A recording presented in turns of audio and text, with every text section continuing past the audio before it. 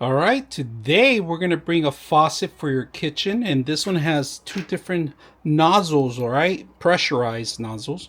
So, and it comes with counterweights. You got your two connections, your hot and cold, and they give you an Allen wrench to actually set this up properly. Also, the base itself, all right, comes with that cushion, extra cushion in the bottom. Instructions how to set it up. So we're going to put it to use and see how beautiful it looks in the sink. All right, let's find out how it works. So you got down to turn on, you got hot, and then you got cold.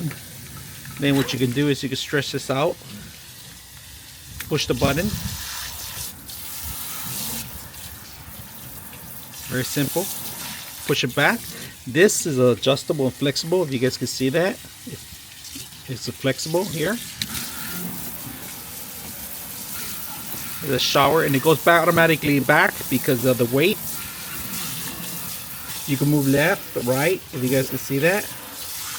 Left to right, adjustable, straight down. You still have to open it up. That's one. There's a shower.